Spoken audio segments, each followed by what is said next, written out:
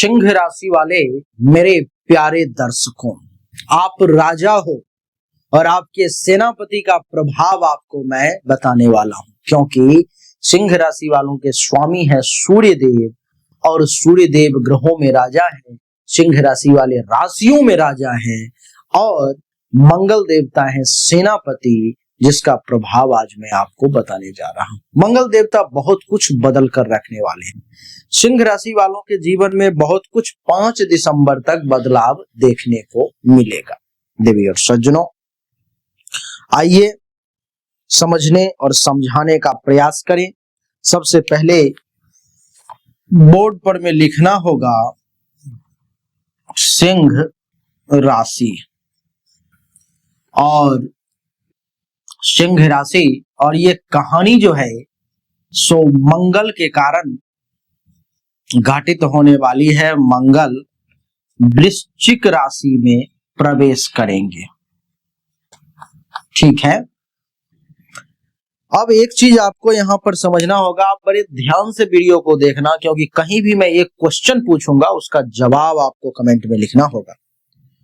आप समझ लें कि ये सिंह का मतलब जो है सो 5 होता है और वृश्चिक का मतलब अंक में 8 होता है। तो मैं एक कुंडली बनाने जा रहा हूं और ये गोचर कुंडली होगी सिंह राशि वालों के लिए। आप देखें,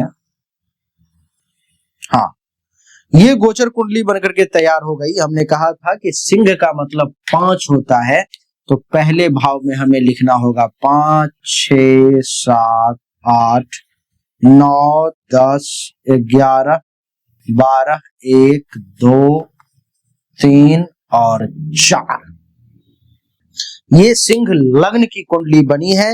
इसको सिंह राशि का बनाने के लिए जहां पर 5 है वहां पर चंद्र लिखना पड़ेगा। अर्थात ये वीडियो जिसकी सिंह राशि है वो लोग भी देखें, जिसका सिंह लग्न है वो भी देखें, जन्म राशि अथवा नाम राशि कुछ भी है तो आप इस वीडियो को देख सकते हो। हमने कहा कि मंगल वृश्चिक राशि में है और वृश्चिक का मतलब होता है 8, नहीं 8 जब मतलब होता है वृश्चिक का, तो मंगल यहां पर बैठेंगे।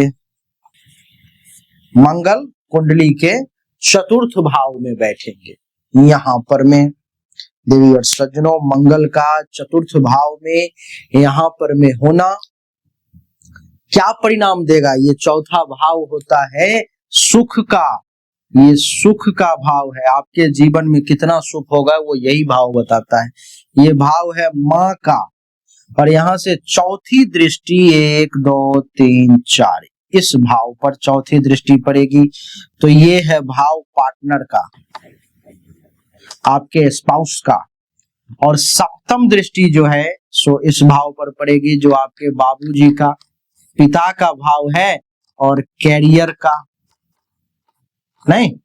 और अष्टम दृष्टि इसकी यहां से इस भाव पर पड़ेगी जो भाव लाभ का है और आय का भी, नहीं।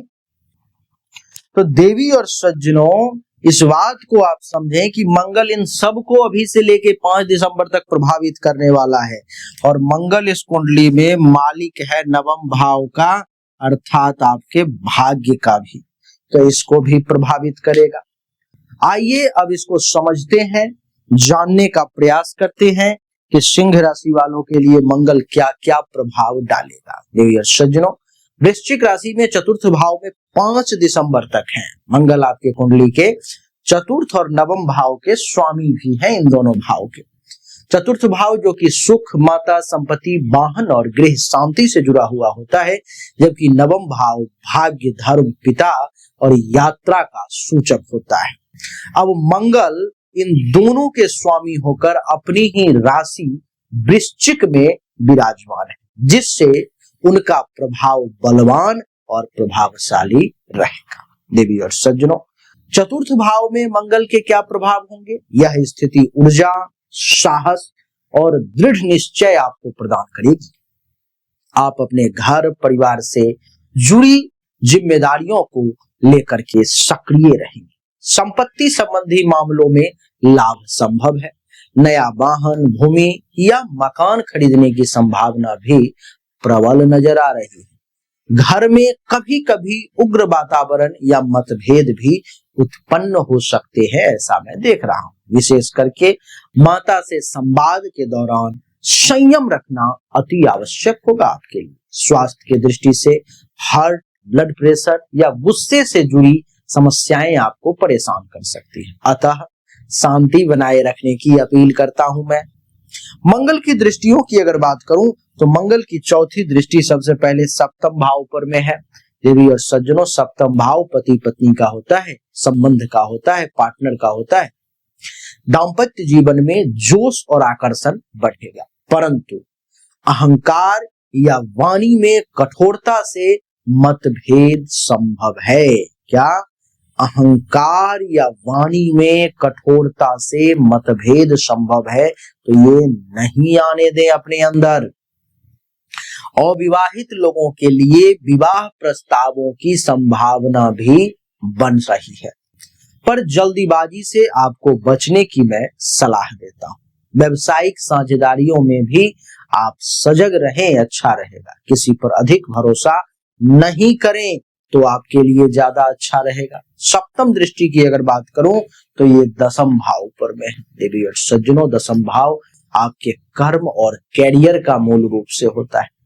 कार्य क्षेत्र में उत्साह देखने को मिलेगा और प्रतिस्पर्धा की भावना भी निश्चित तौर पर बढ़ती हुई प्रतीत होगी। नेतृत्व क्षमता बढ़ेगी, लेकिन बॉस या वरिष्ठों से टकराव से बचना चाहिए आपको। नौकरी बदलने या पदोन्नति की स्थिति भी बन सकती है। यदि आप मेहनत और संयम दोनों रखेंगे तो आपके लिए बहुत अच्छा रहेगा। बात करूंगा अष्टम दृष्टि। अष्टम दृष्टि एकादश भाव लाभ पर में। देवी और सज्जनों, एकादश भाव अर्थात लाभ मित्र और इच्छाओं का होता है। नहीं, आर्थिक लाभ के अवसर मिलेंगे, परंतु लाभ अचानक और अनिश्चित हो सकता है। मित्रों के साथ मतभेद या ईर्ष्या के भाव उत्पन्न हो सकते हैं। नेटवर्किंग और संपर्कों से लाभ मिलेगा आपको, बशर्ते आप संयम पूर्वक कार्य करेंगे तो। भाग्य और वित्तीय स्थिति के बारे में अगर बात करूं तो मैं आपको बता दूं कि मंगल नवम भाव के स्वामी भी हैं, इसलिए भाग्य का मजबूत सहयोग आपको मिलेगा। परिश्रम और आत्मविश्वास से आप संपत्ति, कैरियर और सम्मान भी अर्जित कर सकते हैं। अनावश्यक खर्चों से आपको बचने की सलाह मैं देता हूं और धन निवेश सोच समझकर करने की भी सलाह देता हूं। निष्कर्ष की अगर बात की जाए तो यह गोचर सिंह राशि वालों के लिए शक्ति का है, आत्मविश्वास का है और सफलता को लेकर के आने वाला साबित, बशर्ते आप गुस्से और उतावलापन पर नियंत्रण रखें तो भूमि, वाहन, घर, कैरियर और भाग्य में प्रगति भी संभव है। पारिवारिक शांति और संबंधों में संवाद और धैर्य आवश्यक है।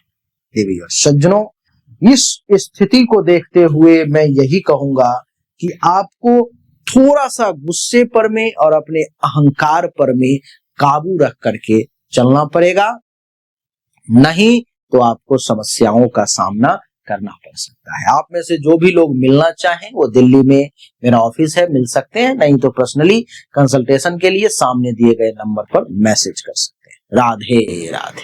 हमने अभी तक आपको जो भी जानकारी दी ये 100% सत्य नहीं है। फिर से सुने, 100% सत्य नहीं है। आपने बिल्कुल सही सुना है। ऐसा मैं क्यों कह रहा हूं? क्योंकि अभी तक जो हमने आपको बताया ये एक सामान्य राशि फल है, विशेष नहीं है। विशेष जानकारी, 100% एक्यूरेट जानकारी तो आपको तभी मिल सकती है जब पर्सनली आपके जन्म कुंडली की जांच की जाए, पर्सनली आपके हाथ की रेखा को देखा जाए, तभी तो सिर्फ आपके बारे में सही जानकारी आपको प्राप्त होगी। और जब वो जानकारी प्राप्त होगी तो वो 100% एक्यूरेट होगी। आपको जानना चाहिए, अगर आपको परिश्रम ज्यादा करना पड़ रहा है लेकिन परिणाम नहीं मिल पा रहे हैं, आपको भाग्य का साथ नहीं मिल पा रहा है, जिस पोजीशन पर आपको होना चाहिए उस पोजीशन पर आपसे पहले कोई और पहुंच जा रहा है। इसका अर्थ है कि भाग्य का साथ नहीं मिल रहा है, भाग्य के देवता की स्थिति कुंडली में गलत है, उसको ठीक करने की जरूरत है। दूसरा, अगर आप बहुत परिश्रम कर रहे हो, आमदनी के कई सोर्स को तलाशने की कोशिश कर रहे हो, लेकिन आमदनी बहुत ज्यादा कर नहीं पा रहे हो जितनी इच्छा है, जितनी कोशिश है, तो चेक करने की जरूरत है कि आमदनी के जो देवता हैं उनकी क्या स्थिति है कुंडली में, आखिर आमदनी क्यों नहीं बढ़ पा रही।